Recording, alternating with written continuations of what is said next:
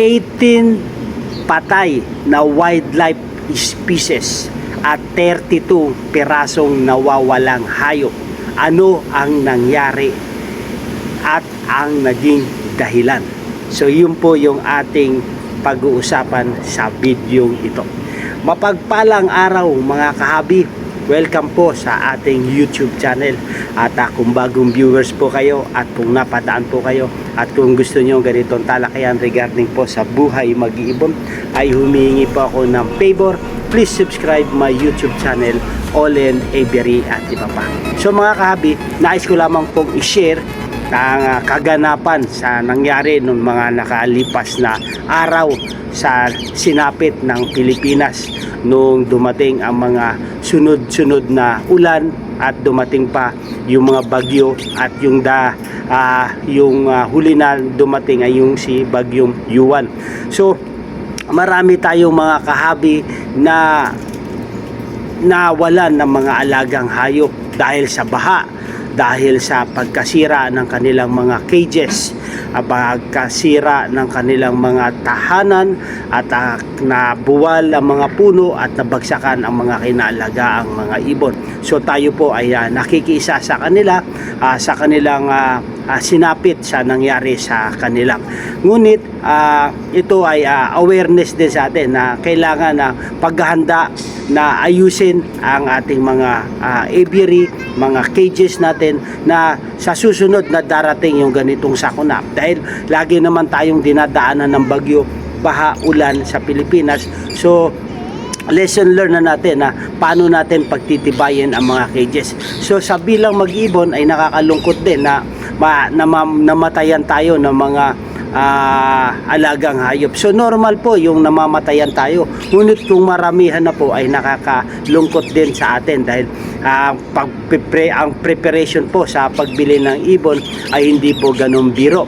Later din pong pricey din po yung halaga ng ibon. So ganun pa man, hindi naman natatapos doon yung ating pag-aalaga. Kung tayo ay hobbyist talaga at ito ay ating nakakahiligan, ay meron pa rin tayong magagawang paraan para makabangon muli. Yun nga sabi, pag nadapa tayo, pag nawalan, meron pang darating sa atin na mas maganda na deserve para sa atin. So hope mga kahabi, huwag tayo mawawalan ng pag-asa kung tayo man ay nakasapit ng ganito. Alam ko, nakita ko sa social media na maraming pinupost na binaha mga ibon, namatayan ng mga ibon.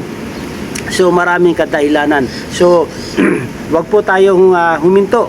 Tayo ay bumangon muli at magsimulang muli sa ating nakakahiligan. So sa ating topic mga kahabi, nais ko lamang pong i-share sa inyo yung nangyari na sa bagyong Yuan, ang sinapit ng isang wildlife o yung park dito po ito sa Bicol area.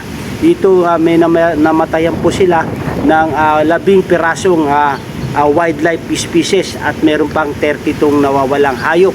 So ang dahilan po ay yung nasawi ang 18 hayop sa Albay Park and Wildlife sa Legazpi po City.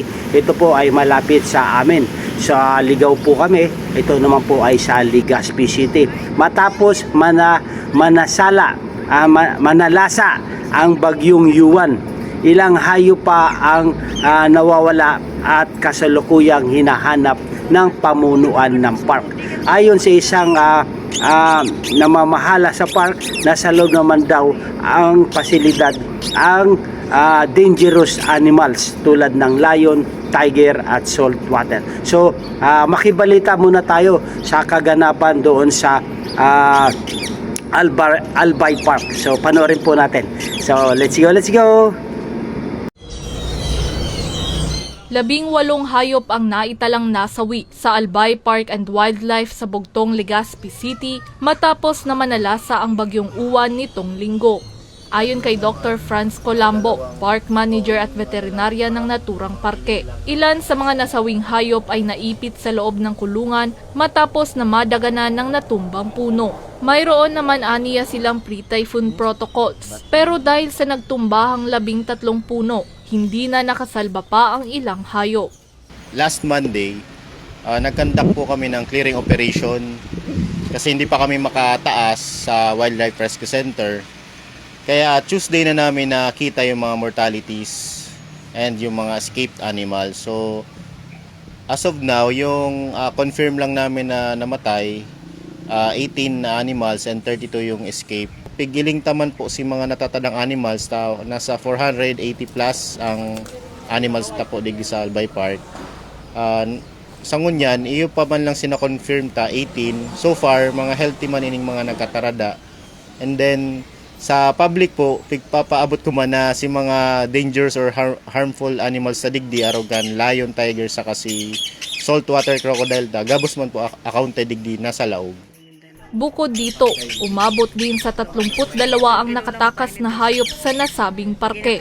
Umaasa ngayon si Colombo na mas mapatibay na ang mga kulungan sa parke sakaling matuloy na ang major rehabilitation ng nasabing pasyalan. Yung ibang yung ibang enclosures or cages, safe naman, nandun naman yung mga animals natin. Kailangan lang ng mga repair and maintenance, kaya rin binabalaakan din na magkaroon ng major rehab ang Albay Park and Wildlife. Kasi matagal na rin naman ang last rehab nito since 2014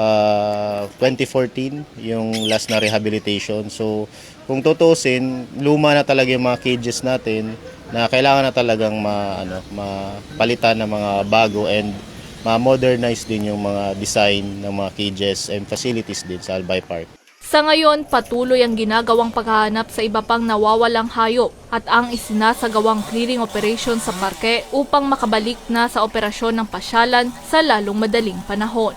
Para sa mga balitang Tatak Bicol, May Insinares. Ito rin po mga kahabi ang sinapit ng ating park sa Albay. So kailangan din nila ng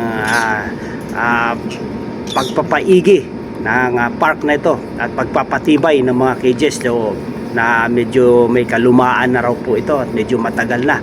So hopefully makarecover ang ating Albay Park sa Legazpi para naman sa mga turista at sa mga kabataan na ma-educate regarding po sa ganitong uri ng mga species na manumbalik muli yung kahiligan sa pag-alaga at more na malaman pa natin yung kahalagahan ng mga hayop sa atin ecological system.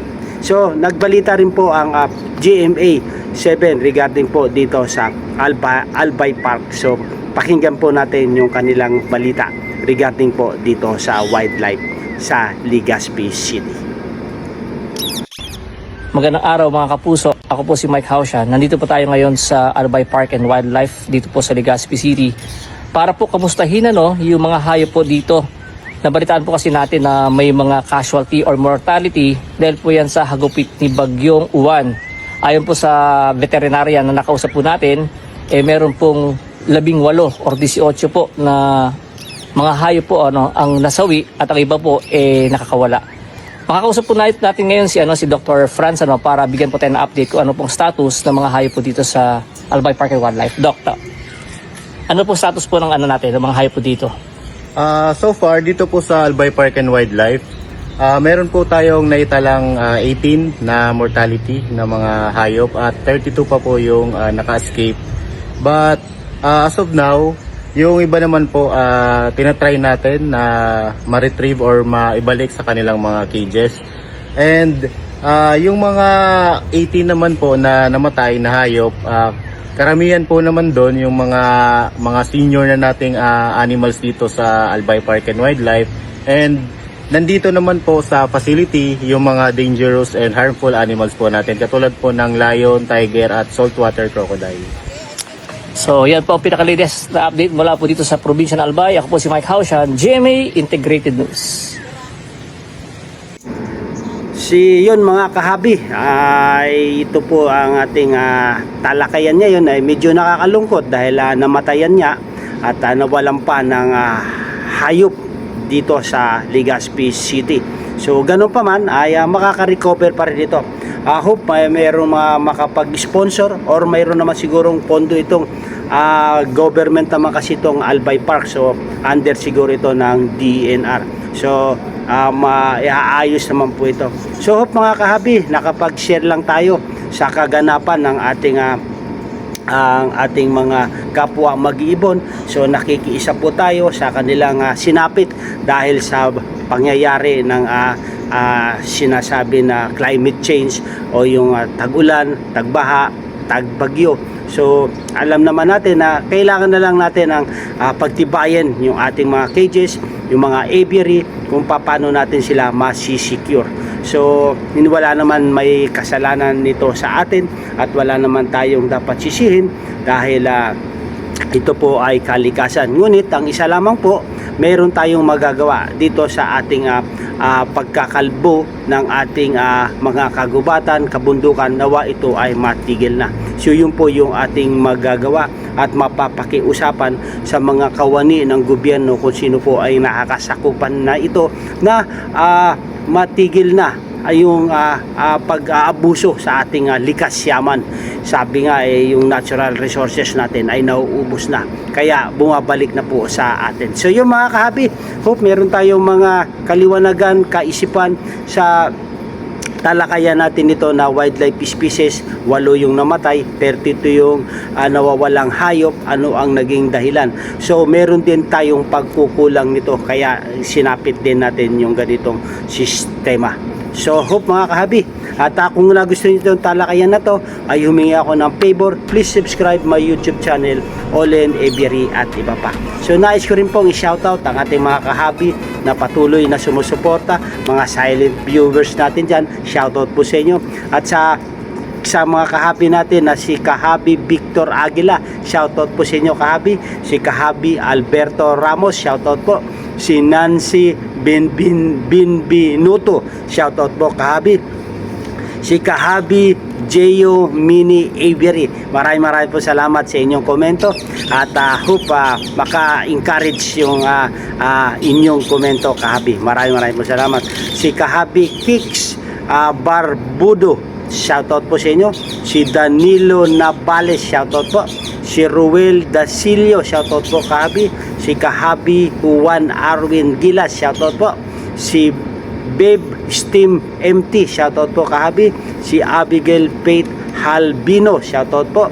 Si Clover Hoyon, shoutout po.